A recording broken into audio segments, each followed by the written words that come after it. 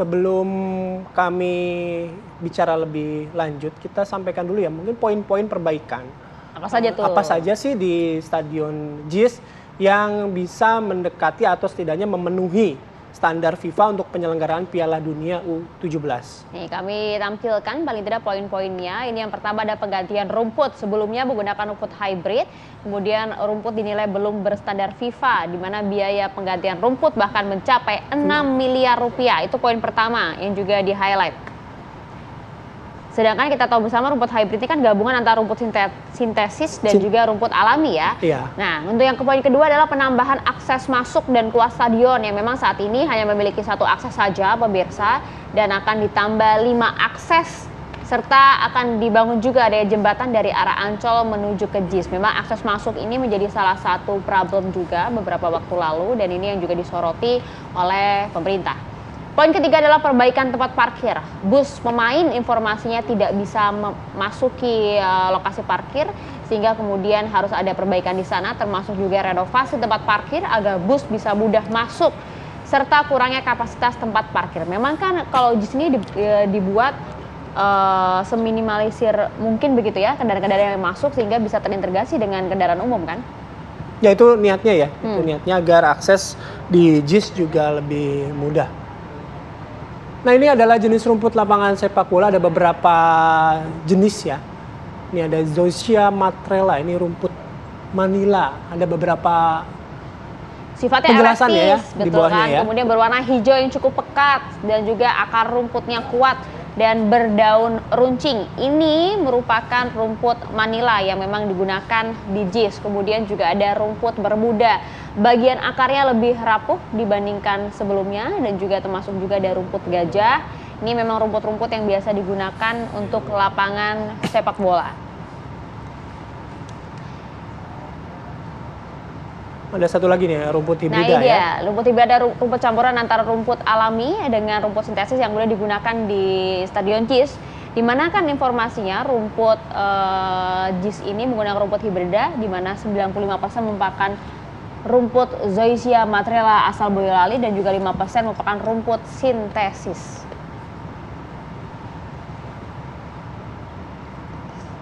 Nah, ini ada beberapa stadion Sintesis. ya yang menggunakan jenis rumput tadi. Di Wanda Metropolitan ini Atletico Madrid, kemudian di Bayern Munchen ya. Oke, kita bahas mengenai perbaikan, renovasi, politik ada atau tidak ya di soal perbaikan JIS ini. Kami akan berbincang dengan dua narasumber yang sudah hadir bersama kami di studio. Yang pertama ada Arif Nurul Iman, ini analis politik, juga merupakan Direktur Indo Strategi Research and Consulting. Selamat pagi Mas Arif.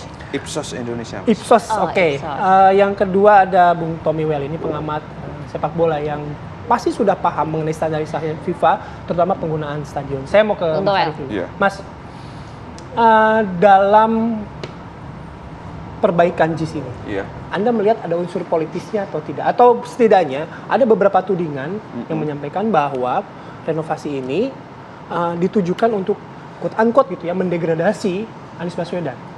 Ya, terima kasih Mas Bayu. Di tengah tahun politik, setiap peristiwa politik bisa dibaca atau dipolitisir untuk kepentingan politik.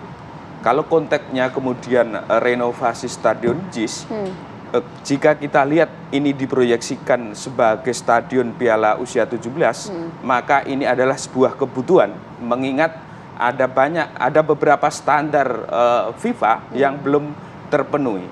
Karena itu dilihat dari sisi ini sebuah kebutuhan, tetapi karena momentumnya ini di tengah tahun politik, kemudian ada pihak-pihak atau kekuatan atau tokoh-tokoh politik tertentu mencoba mengangkat isu ini agar tentu saja mendapat insentif elektoral atau keuntungan-keuntungan politik lainnya. Saya kira ini secara kebutuhan, secara teknis ini kebutuhan untuk renovasi, tetapi karena momentum politik, maka kemudian ada kekuatan atau tokoh-tokoh politik tertentu mencoba memanfaatkan peristiwa ini. Oke, tokoh-tokoh politik siapa sih yang dimaksud Mas Arif?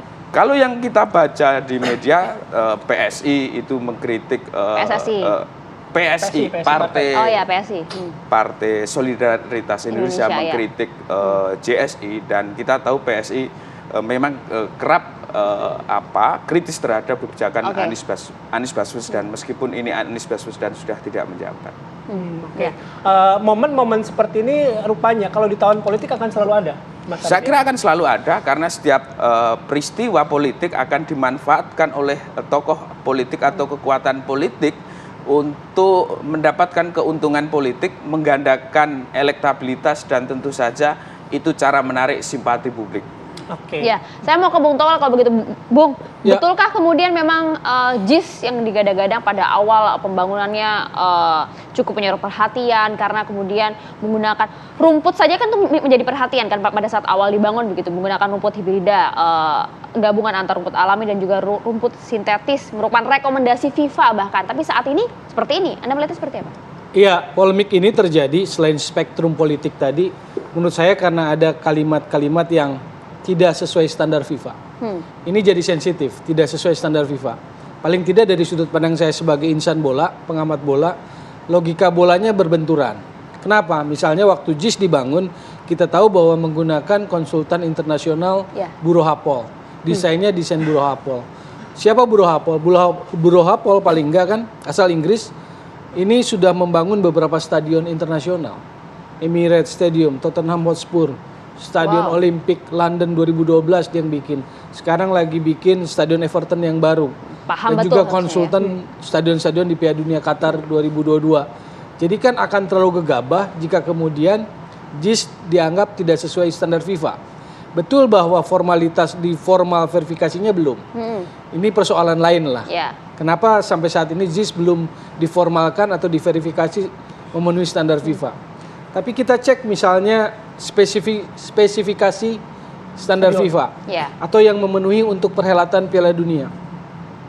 Di FIFA requirement untuk standar stadion Piala Dunia itu ada kategori 1, 2, 3, 4 gitu loh. Jadi ini kategori 1. Kategori 1 itu kapasitas minimal 40.000. Ini 82.000 single seat. Itu dari segi kapasitas. Sekarang kita ke rumput. Rumput ini kan panggung utama, main stage gitu loh. Mahkotanya lah dari lapangan bola. Karena di sanalah drama legend terjadi atau legend lahir, drama-drama sepak bola lahir, maka main stage itu rumput. Maka begitu rumput dikoreksi kemarin oleh Menteri PUPR, ini maka menimbulkan reaksi karena sensitivitas itu. Kalimat tidak sesuai standar FIFA. Jangankan hari ini, tahun lalu waktu Sekjen PSSI ngomong JIS tidak sesuai standar FIFA, waktu mau uji coba lawan Curaçao, itu kan menimbulkan reaksi juga, resisten. Paradoknya, PSSI-nya waktu itu uji cobanya di Pakansari, yang kalau hujan tergenang airnya. Sementara di JIS, ini kurang dari 10 detik air harus sudah turun.